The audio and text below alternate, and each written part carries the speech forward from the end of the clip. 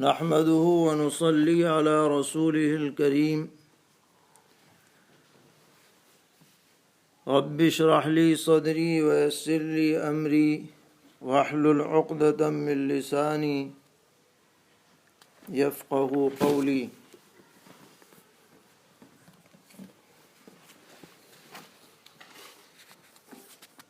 محترم حضرات، کل سے دینی رہنمائی کے عنوان سے سوال و جواب کا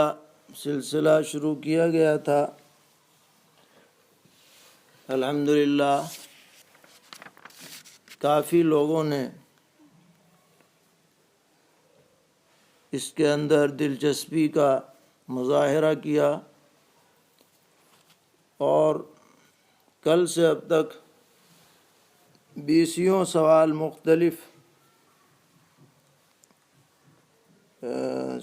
موضوعات پر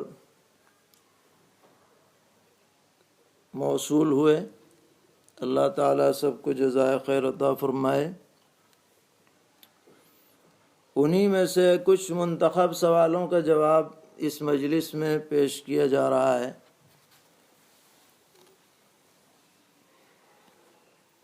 سب سے پہلے دہلی سے ایک سوال آیا کہ وہاں کے کسی علاقے میں آئسولیشن سینٹر میں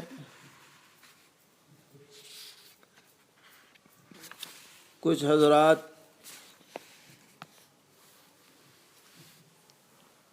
وہاں پر موجود ہیں،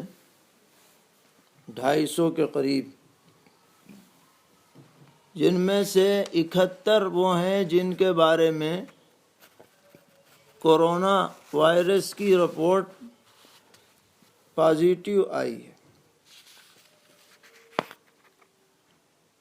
اور ان کے متعلق ڈاکٹروں کا یہ کہنا ہے کہ ان کے لیے روزہ رکھنا یہ بہت زیادہ مضر ہے۔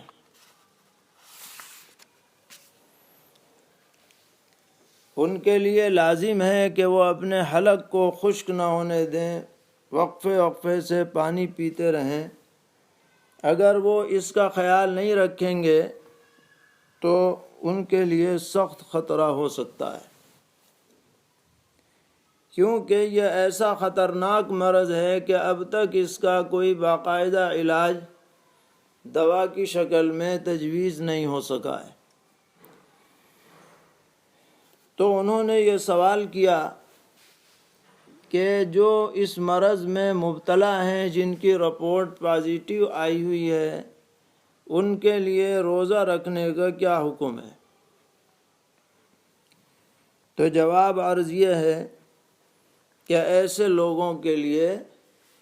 روزہ نہ رکھنے کی شریعت میں گنجائش ہے۔ قرآن پاک میں صاف ذکر ہے، فَمَنْ كَانَ مِنْكُمْ مَرِيضًا أَوْ عَلَى سَفَرٍ فَعِدَّةٌ مِّنْ أَيَّامٍ أُخَرَ۔ جہاں روزے کی فرضیت بیان ہوئی ہے، وہیں پر یہ بھی فرمایا گیا کہ جو آدمی بیمار ہو یا سفر میں ہو تو وہ بعد میں ان روزوں کی قضا کر لے۔ اس لیے ہم یہی مشورہ دیں گے کہ جو لوگ اس بیماری میں مبتلا ہیں اور ڈاکٹر لوگ یہ کہہ رہے ہیں کہ ان کے لیے روزہ رکھنا نقصان دہ ہے، وہ اس رخصت پر عمل کریں اور روزہ نہ رکھیں تو بہتر ہے، تاکہ ان کی جان محفوظ ہو اور ان کو شفا جلد حاصل ہو۔ اسی ضمن میں ایک دوسرا مسئلہ یہ سامنے آیا کہ جو لوگ پازیٹیو تھے لیکن اللہ تعالیٰ نے ان کو شفا عطا فرما دی، تو اب جو اس وقت مریض ہیں ان کے علاج کے لیے ان کے پلازما کی ضرورت پڑ رہی ہے۔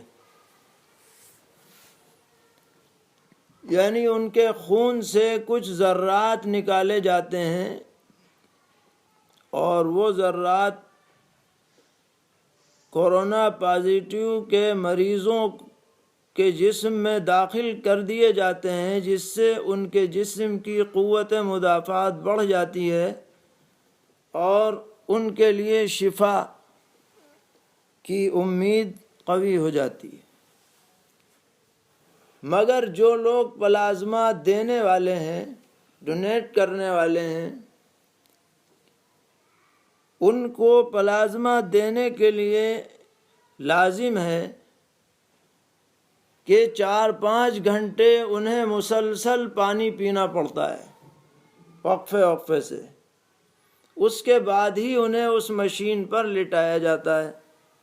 اور پھر ان کا پلازما نکالا جاتا ہے۔ تو یہاں پر یہ سوال ہوا کہ جو پلازما دینے والے ہیں، دوسرے کی جان بچانے کے لیے اپنا پلازما دینے والے ہیں، ان کے لیے رمضان کے روزے کا کیا حکم ہے؟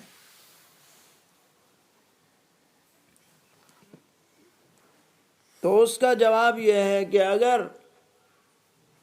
اس کے علاوہ متبادل کوئی شکل نہ رہے اور جان بچانے کے لیے ان لوگوں کا خون لینا ضروری ہو، جیسا کہ آج کل ڈاکٹر کہہ بھی رہے ہیں، تو دوسرے کی جان بچانے کے لیے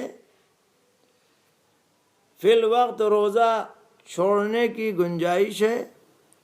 بہتر یہ ہے کہ روزہ رکھے ہی نہیں اگر صبح کو یہ کام کرنا ہے، اور اگر رکھ لیا اور پھر ایسی مجبوری پیش آ گئی کہ کوئی شکل نہیں ہے، ایسا بھی نہیں ہو سکتا کہ افطار کے بعد وہ دیں، کیونکہ سرکاری نظام ہے اور ان کی طرف سے تقاضا ہے، تو ایسی مجبوری میں بھی اگر وہ روزہ توڑ دیں گے تو ان پر کفارہ لازم نہیں ہوگا بلکہ صرف قضا لازم ہوگی۔ اور اس بارے میں آج سے 2-2.5 سال پہلے ادارۃ المباحث الفقہیہ جمعیت علماء ہند کا ایک فقہی اجتماع جمبوسر گجرات میں ہوا تھا، وہاں ایک تجویز اسی قسم کی منظور کی گئی تھی کہ اگر کسی کی جان بچانے کے لیے روزہ توڑنا پڑے تو اس روزے کے بدلے میں صرف قضا لازم ہوگی، کفارہ لازم نہیں ہوگا۔ ملک کے اہم مفتیان کرام نے اس تجویز کی تائید کی تھی۔ ایک اور سوال روزے ہی سے متعلق آج یہ کیا گیا ہے کہ اگر روزے کی حالت میں کسی کے کان میں تکلیف ہے، کان میں درد ہو رہا ہے، تو کان میں دوا ڈالنے سے روزہ ٹوٹے گا یا نہیں ٹوٹے گا؟ تو ہمارے فقہا نے لکھا ہے کہ کان میں اگر دوا ڈالی جائے گی تو روزہ ٹوٹ جائے گا، اس لیے انجیکشن وغیرہ لگوا لیا جائے اور افطار کے بعد دوا ڈالی جائے تاکہ روزے کے اندر کوئی شبہ اور شک نہ رہے۔ ایک سوال یہ بھی کیا گیا ہے کہ اگر کوئی سانس کا مریض ہے یا اسے نزلہ زیادہ ہو رہا ہے تو وہ روزے کی حالت میں بھپارا لے سکتا ہے یا نہیں لے سکتا؟ گرم پانی میں وکس ڈال کر کے اور اس کا بھپارا لیا جاتا ہے، تو اس کا جواب یہ ہے کہ اس طرح بھپارا لینے سے روزہ ٹوٹ جائے گا، کیونکہ وکس کے اثرات اور ذرات اندر پہنچ جاتے ہیں۔ اسی سے جڑا ہوا مسئلہ یہ ہے کہ جو دمے کے مریض ہوتے ہیں ان کے لیے انہیلر لیا جاتا ہے، اور اس میں ایک کیپسول ہوتا ہے جو مشین کے ذریعے سے حلق میں داخل کیا جاتا ہے۔ تو عام مفتیان کا فتویٰ اس بارے میں یہی ہے کہ انہیلر سے روزہ ٹوٹ جاتا ہے، کیونکہ اگرچہ معمولی ہی ذرات کیوں نہ ہوں مگر سانس کے ذریعے سے وہ ذرات اندر تک پہنچ جاتے ہیں۔ لیکن اگر کوئی اچھا خاصا صحت مند آدمی ہے اور وہ دمے میں مبتلا ہو گیا، فرض کیجئے بقیہ اسے کوئی پریشانی نہیں ہے، بس صرف سانس کی تکلیف ہے، اور اس طرح کا مرض ہے کہ زندگی بھر اسے ٹھیک ہونے کا امکان بھی نہیں ہے، فرض کیجئے، تو وہ کیا کرے؟ تو اس کے متعلق ہمارے بعض علماء نے یہ رائے دی ہے، اور یہ محتاط رائے ہے، کہ وہ اس وقت انہیلر کے ساتھ ہی روزہ رکھ لے، بعد میں اللہ تعالیٰ شفا عطا فرمائے تو قضا کر لے، اور اگر قضا کا موقع نہ ہو تو ان روزوں کے بدلے میں فدیہ دے دے، تاکہ یقینی طور پر اس سے فریضہ جو ہے ساقط ہو جائے۔ یہ محتاط رائے ہے، ورنہ اصل جو فتویٰ دیا گیا ہے وہ انہیلر کے روزہ توڑنے کے بارے میں ہے۔ ایک صاحب نے ایک حدیث بھیجی ہے جس میں یہ تذکرہ ہے کہ سرور عالم حضرت محمد مصطفیٰ صلی اللہ تعالی علیہ وسلم بسا اوقات روزہ رکھتے تھے اور صبح صادق کے بعد غسل جنابت فرماتے تھے، گویا ان کا روزہ جو شروع ہوتا تھا وہ حالت جنابت میں شروع ہوتا تھا۔ تو پوچھا ہے کہ یہ حدیث صحیح ہے یا نہیں؟ تو جواب یہ ہے کہ حدیث صحیح ہے۔ روزے کے لیے جنابت سے پاک ہونا شرط نہیں ہے،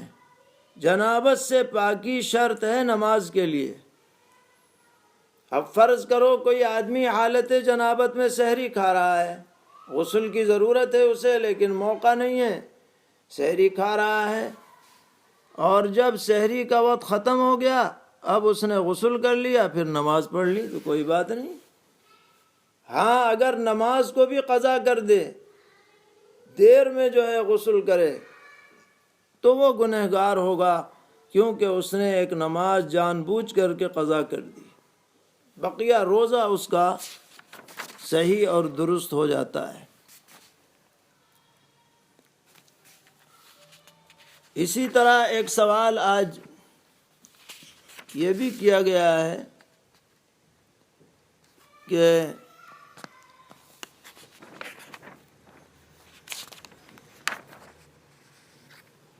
روزے کی حالت میں ٹوتھ برش کرنا کیسا ہے؟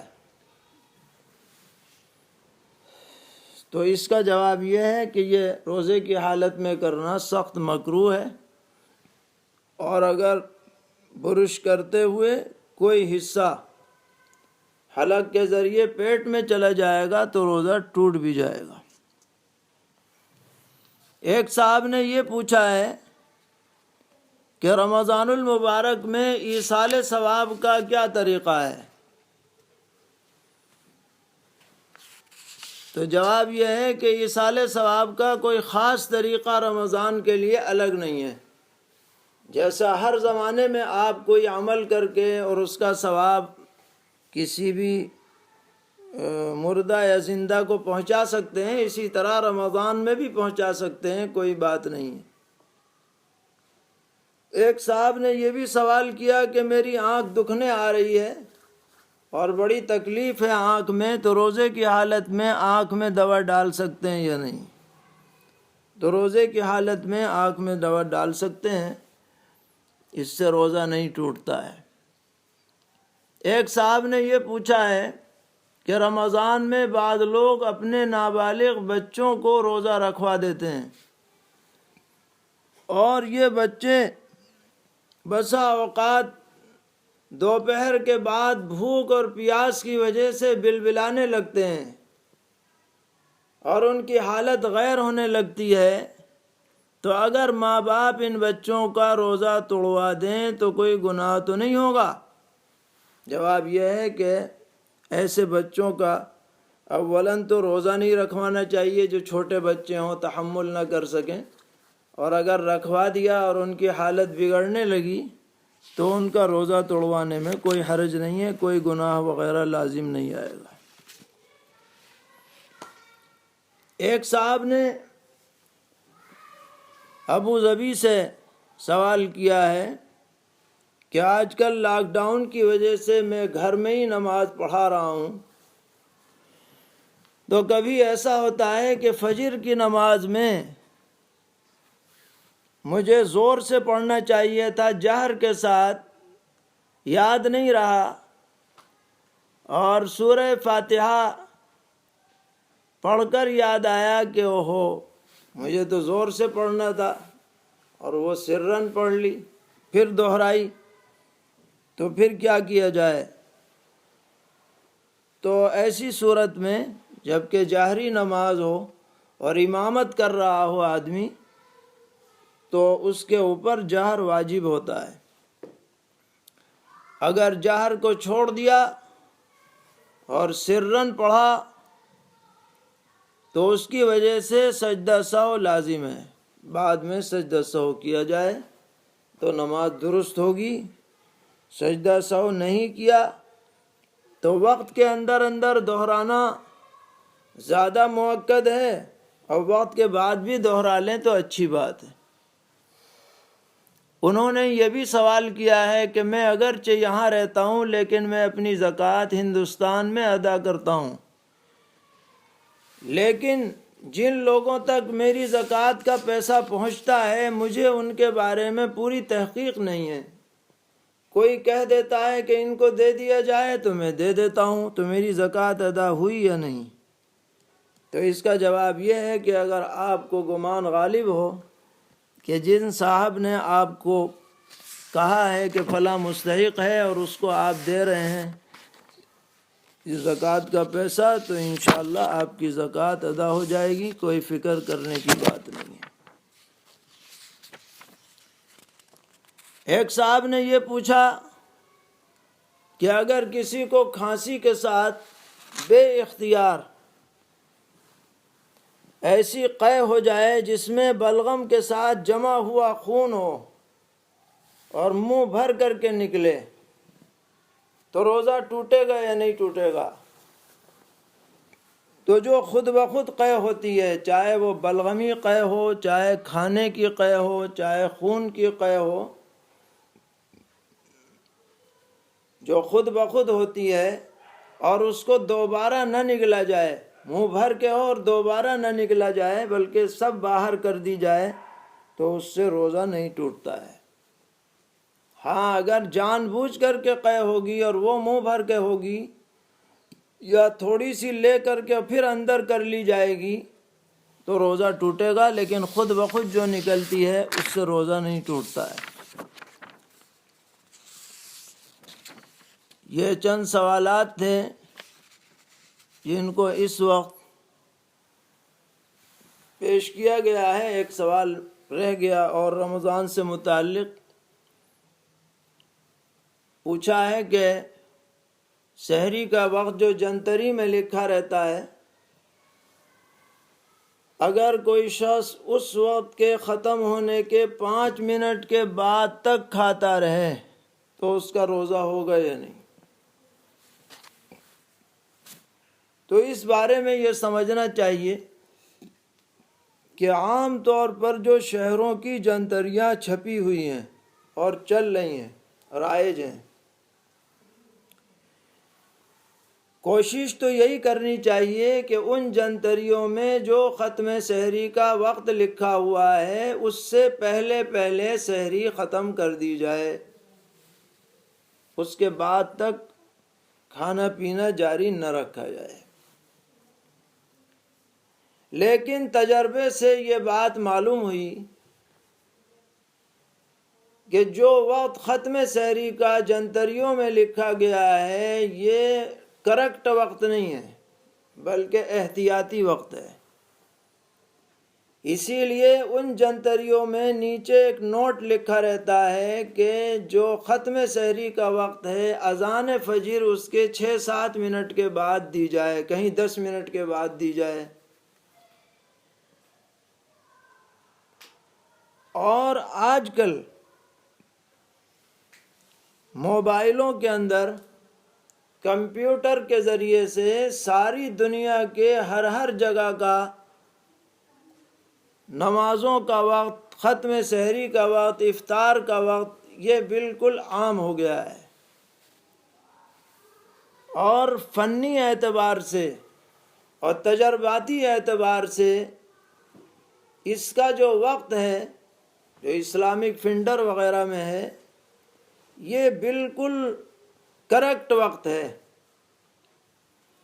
تو اگر کسی شخص نے جنتری کے 5 منٹ کے بعد تک کھایا پیا تو یہ دیکھا جائے گا کہ یہ 5 منٹ جو ہیں یہ اس موبائل والے وقت سے پہلے ہیں یا بعد میں ہیں۔ اگر اس کے وقت کے اندر ہیں تو اس کا روزہ مان لیا جائے گا، اگرچہ ایسا کرنا اچھا نہیں ہے لیکن مان لیا جائے گا کیونکہ گنجائش موجود ہے۔ لیکن اگر اس کے وقت کے بعد تک بھی کھاتا رہے تو پھر روزہ نہیں مانا جائے گا، کیونکہ اب کوئی شک نہیں رہا کہ ختم سحری ہو چکی ہے۔ اس لیے ہمیں اپنے روزے کو خراب نہیں کرنا چاہیے، احتیاط رکھنی چاہیے۔ اسی طرح اس کا بھی خیال رکھنا چاہیے کہ ختم سحری کے وقت کے فوراً بعد فجر کی اذان بالکل نہ دی جائے، وہ 6-7 منٹ کے بعد ہی دی جائے تاکہ اذان فجر کے اپنے وقت پر ہونے میں کوئی شک نہ رہے۔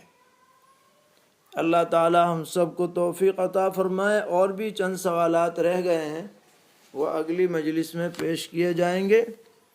اللہ رب العزت اس سلسلے کو قبول فرمائے، امت کے لیے نافع بنائے اور ہم سب کے لیے دین پر چلنا آسان فرمائے۔ وصلی اللہ تعالی علی خیر خلقہ محمد وآلہ واصحابہ اجمعین برحمتک یا ارحم الراحمین۔